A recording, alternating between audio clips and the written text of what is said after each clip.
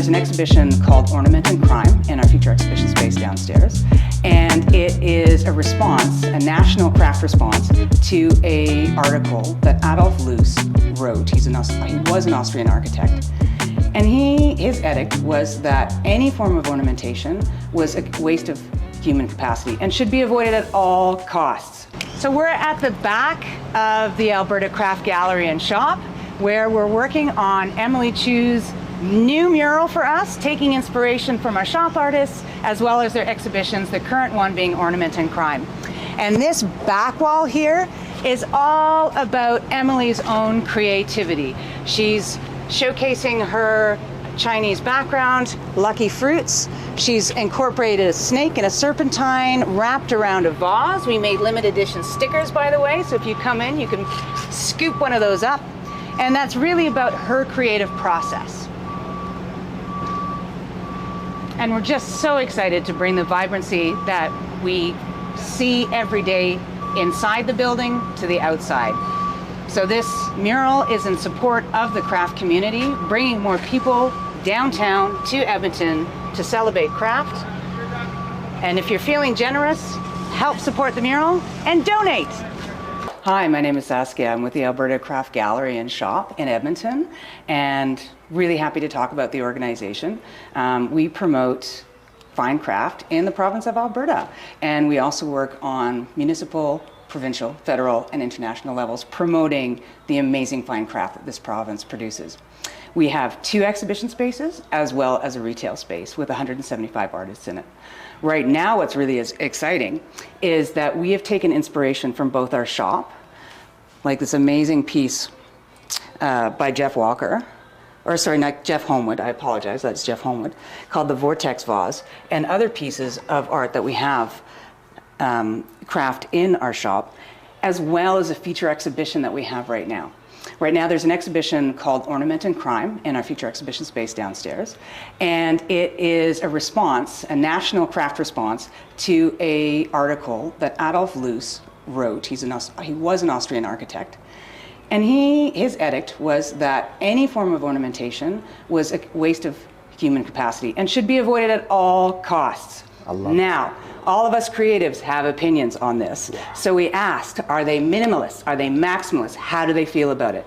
We did a presentation, which is on our website, albertacraft.ab.ca, and we put a call out, and the response was amazing. So much exuberant visual abundance that happened out of that. From that, we invited local muralists to respond to it.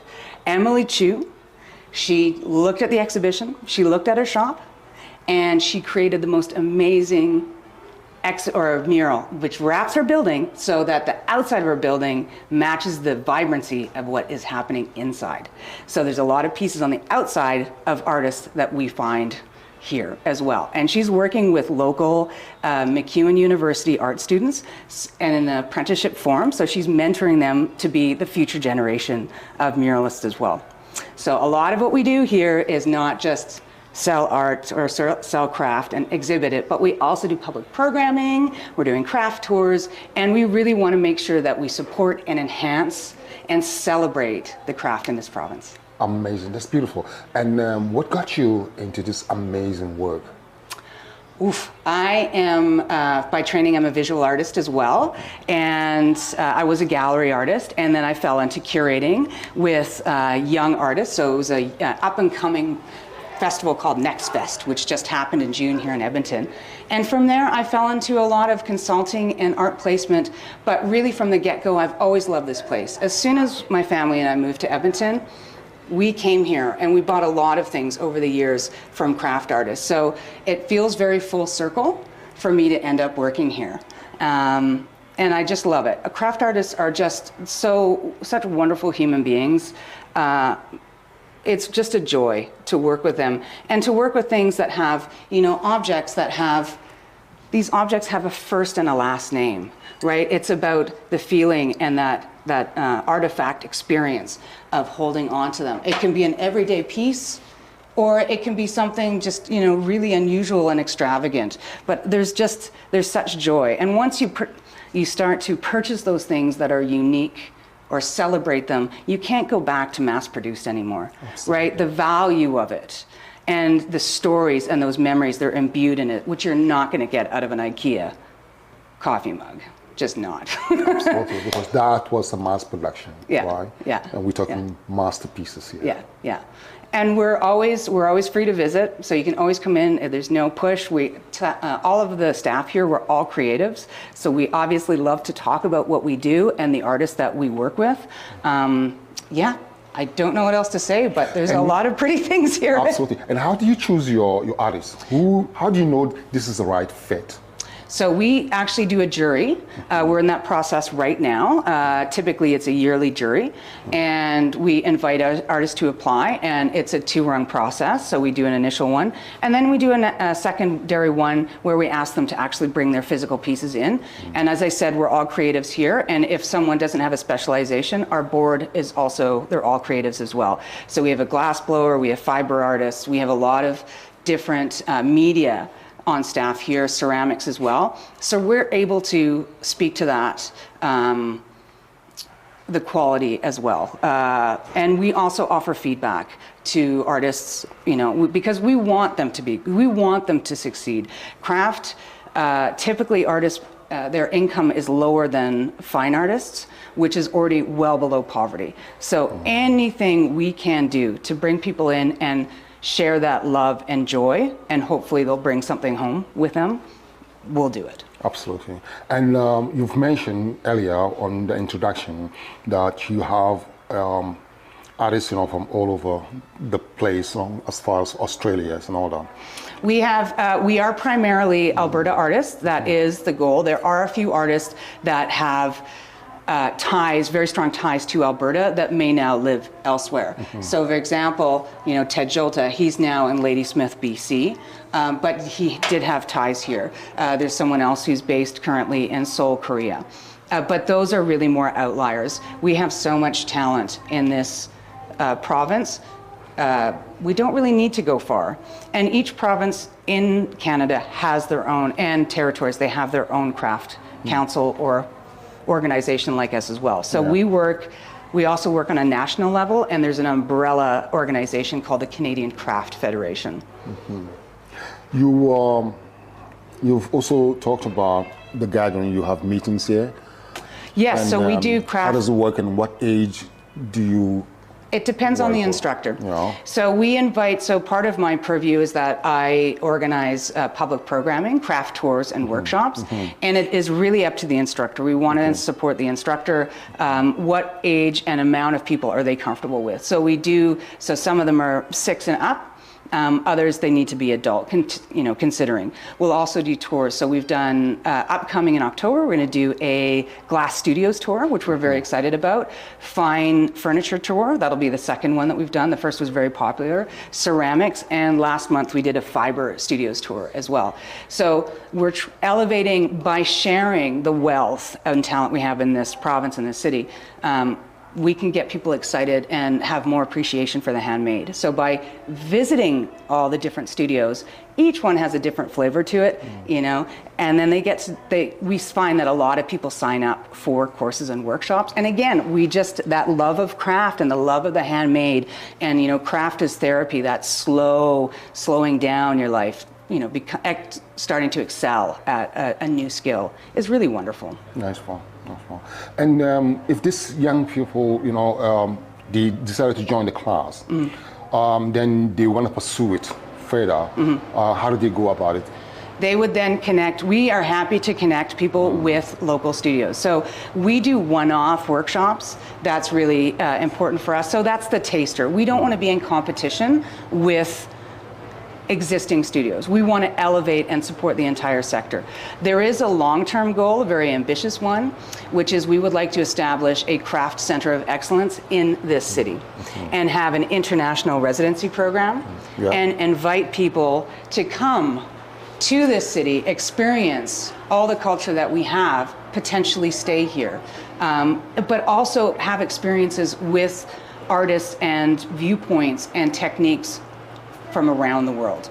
So all these little things, these tours, the workshops, they're all essentially proof of concept so that we can build a larger center and also a newer building.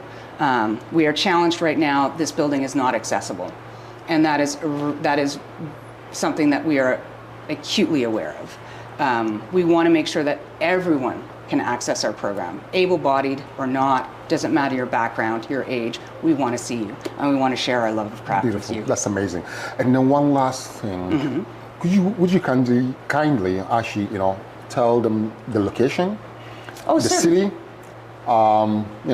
your name as well. I know you did it, I can do it again. Yeah. Could you remind them as Of course. Of course. Wrap it up? Because So, I'm also going to go around and then capture all these beautiful pieces as well. Beautiful. So we are currently at the Alberta Craft Gallery and Shop located in downtown Edmonton.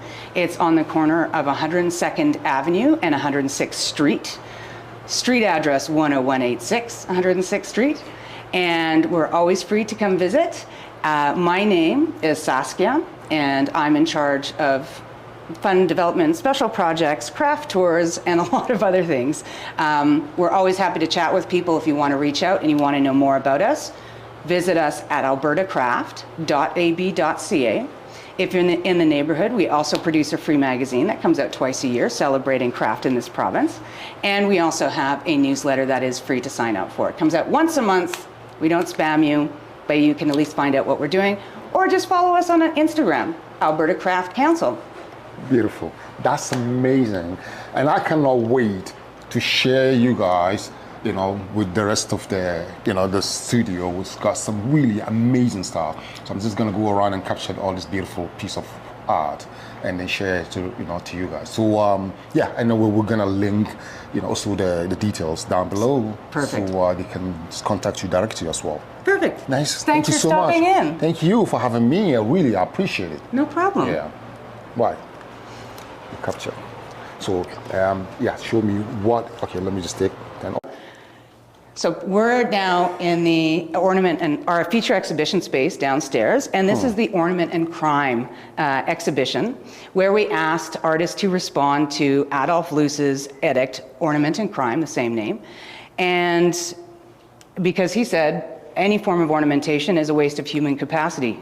In one way, that's a bit socialist, and that's freeing up some time, but there's a lot of us creatives that have opinions about it. So Philip just finished his MFA. He's currently, I believe, doing a residency in the United States, and this is his response. He started this series during COVID, the idea that you could not go anywhere. We were in lockdown, and so he was seeing lots of dog poop on the sidewalk and decided to respond to it. So it is actually sold by the ounce.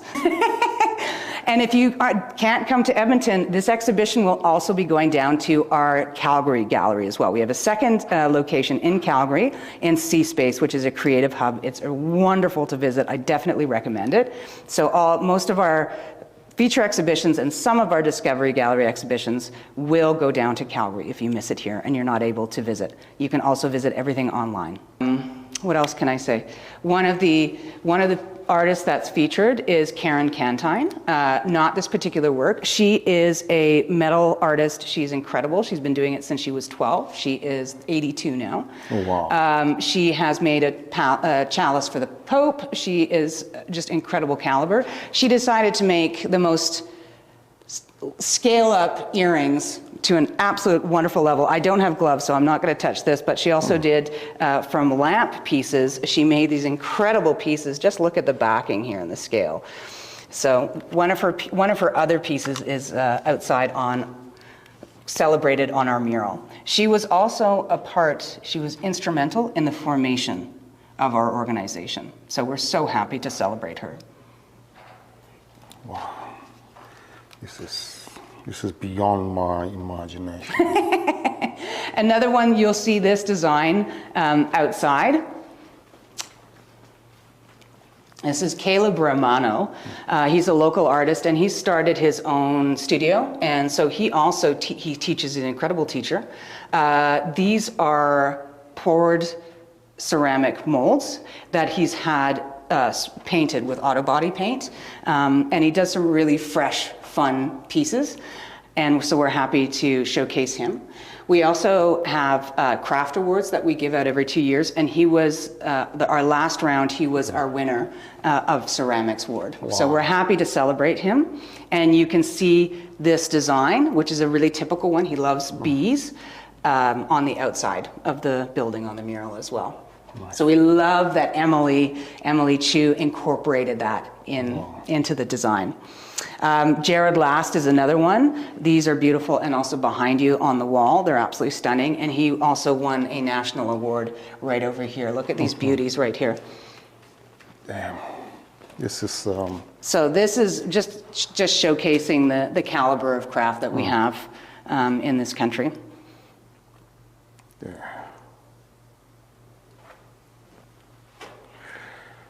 Oh, wow, this can definitely give you a chill. Yes, so again, the artist's name is Jared Last, and he's out of Revelstoke, British Columbia. And you can purchase these individually if you like. That's right. Absolutely, and then kind of work on your collection, slowly build up. Mm-hmm. Yeah. Mm-hmm. Okay. Yeah, I Isn't that lovely? Get my eyes off.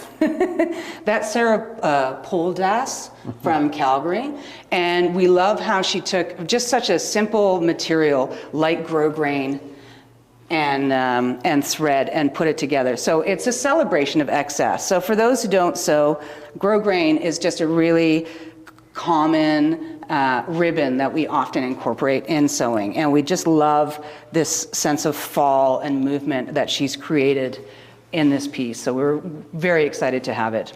So we're currently in the Alberta Craft Gallery Discovery Gallery, and our most recent exhibition, we're so happy to have recent graduates from Portage College. They run a Native Arts and Culture program in Lac-La-Biche, which is a couple hours north of Edmonton. And we're very excited to deepen the connection in the craft community between the Indigenous community and the greater community. This was curated by two recent graduates, Coral Mage and Tesserae Sasakamoose. I'm sorry for the stutter on the name. And they brought in other recent graduates from the program. It's an incredibly wonderful program. We, as staff and board, visited there last year, and we did a board retreat, and we worked with one of the instructors, Ruby Sweetman, who is an absolute gem. And we learned birch bark basket making and porcupine quill decoration. And so we're extremely excited to have them here in the exhibition space. And this exhibition will travel to our Calgary Gallery in September. And we are also going to be hosting a symposium for them as well, and introducing these artists to the greater community, as well as AARTS, which is the Alberta University of Arts in Calgary, and the elders that are there as well. So again, deepening the connection. And we are also working towards offering craft programming with these incredible artists as well. So part of it is also career development and making connections and mentorship. And I would say, please come on down and check out this exhibition. It'll be open for another 6 weeks or so. And we're just so excited to share. We also have a public reception on Saturday, July 29th from 2 to 4 p.m. Again, that's Saturday, July 29th from 2 to 4 p.m. And everybody is welcome to visit. I would like in the Discovery Gallery and Alberta Craft Gallery in our Edmonton location. This is the Portage College Legacy of Graduates exhibition. We will have a public reception July 29th, which is a Saturday, from 2 until 4 p.m. Everybody is welcome. There's free parking behind the building. Please know that there are 7 steps to come into the building. We are not accessible, but we will do our best to accommodate you if you would like some assistance. Mm-hmm. Peter Pan in particular. Yeah, Promise Beauregard, young artist responding to seeing herself reflected in Disney movies, specifically Peter Pan. And so she made these beautiful, beautiful boots. Responding to that. Dene Sled Dog Blanket, and she's one of the curators. So she's a recent graduate from the Portage College Native Arts and Culture program.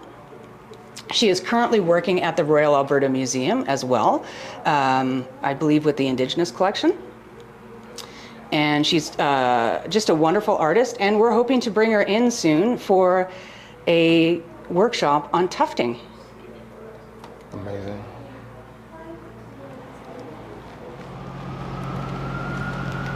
So all of this is in 2 years' time. You can't see it past this shop, or past these vans, but behind us is so much surface parking. And in 2 years' time, it will be the warehouse park. And we will have a new green space celebrating more public work in downtown Edmonton, and an important new gathering space. If you're feeling generous and you love the work that we do, help support us. You can donate to the mural project through Canada Helps and through our website. Everything helps us.